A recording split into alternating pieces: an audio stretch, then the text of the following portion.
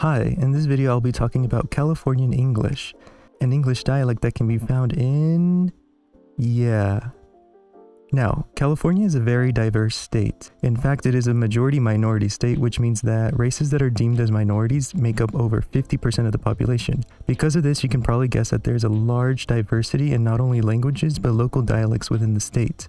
I'm going to be mostly focusing on the English spoken in the urban areas of California, including cities like San Francisco, Los Angeles, San Diego, and other cities near them. Alright, first let's talk about some sound mergers that have occurred in California English. First, how do you pronounce these two words?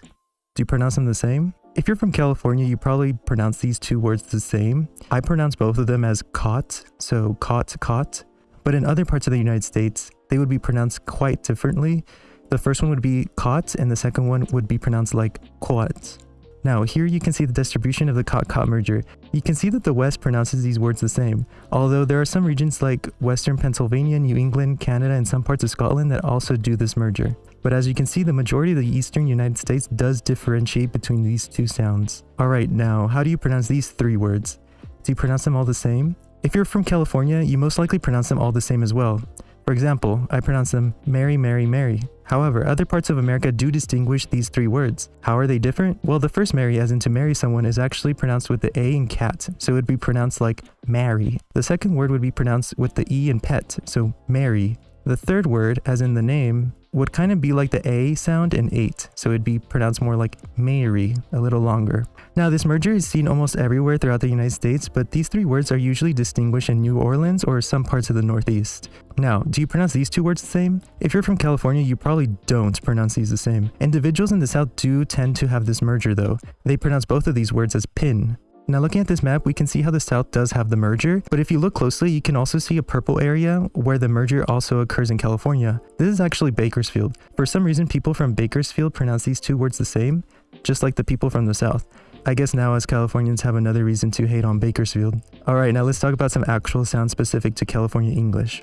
The first sound change is that the A and the I sound tend to become long before NG. So I becomes E and A becomes A. For example, king would turn into king, dancing would turn into dancing, and rang would turn into rang. There's also the raising of the A sound before N and M. So A would become E. For example, ram tends to become ram. The next major sound change is U fronting. If you ever want to find out if someone is from California, look out for this feature, as it's very uniquely Californian. Now, the U sound is found in all dialects of English, but in California, it's slowly inching towards the front of the mouth. The best way to describe this sound would be to say that it sounds like the middle of English U and French U. So let's make this easier by giving a diagram of the mouth. The typical American U is pronounced at the far back of the mouth, pronounced like ooh. The Californian U is pronounced more in the middle of the mouth, sounding like ooh. And for comparison, the French U is pronounced like oo. As you can see, the Californian U is slowly shifting towards the front of the mouth. Of course, this depends on the speaker. Younger speakers tend to pronounce the U closer to the front, while older speakers pronounce the U closer to the back. To give you some context for the sound, let's use the famous Californian word dude. Usually, Americans would pronounce the word dude as dude, dude. The Californian version of this would be dude, dude. While if a French person were to say it, it would be more like dude.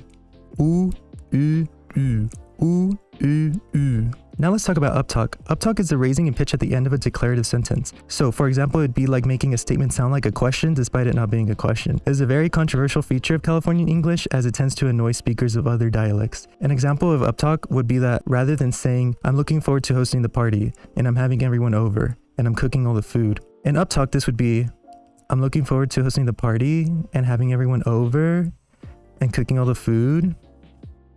This is very common in Southern California in both men and women. It originated in the San Fernando Valley of Los Angeles, and it was first noted around the 80s and 90s. According to a 2014 study from UCSD, around 16% of sentences in Californian English use uptalk. Also, according to the study, women are 2 times more likely to use uptalk to hold the floor. Holding the floor just means that you intend to keep talking after your statement. Hopefully you haven't found my uptalk in this video annoying. It comes very naturally to me and it's quite hard to control, and it's just part of my dialect. Okay, let's talk about some words that were invented or popularized in California. Probably the most famous word from California is dude. This word actually has quite an interesting history. It originated from doodle, which originates from the phrase Yankee Doodle Dandy. This term dude was used by Westerners to refer to any Easterners that bought their clothes from stores. Eventually, the word changed to just refer to anyone accustomed to ranch life. It then evolved to refer to anyone who was wealthy. Finally, in the early 1900s, the word reached the west coast of California. The word didn't gain its newest meaning until the 1960s, when surf culture adopted the word to refer to close friends. Due to Hollywood's proximity to SoCal beaches, Hollywood eventually took the word and inserted it into movies and TV shows. This has then led to the spread of the word all throughout the United States. And although other countries may not use this word really, one certainly would recognize the words from movies and TV shows. Now let's talk about like, the infamous like. We all know the mainstream uses of this word, for example, comparing things. He was like a bird. Another use is when someone finds something agreeable, such as, I like them. Like can also be used to express a wish. For example, would you like some wine? Some uses of like, specific to Californians, would be its use as a filler word. For example, I talked to him and like, he got mad. Another usage for like that I personally enjoy is its usage as a quotative word. For example, rather than saying he said no, one could say he was like no. I enjoy this usage of the word because not only can it be used to quote someone, but it can also be used to describe body language and expressions. For example, he was like waving his hands around. Alright, that's really all I have to say about the California dialect of English. It's a dialect that sounds very similar to General American, but through these examples I hope I give you some insight on how California English does have a few quirks here and there to make it quite unique. Make sure to subscribe and like this video if you enjoyed it. I'll be making more linguistics videos in the future. Thanks for watching.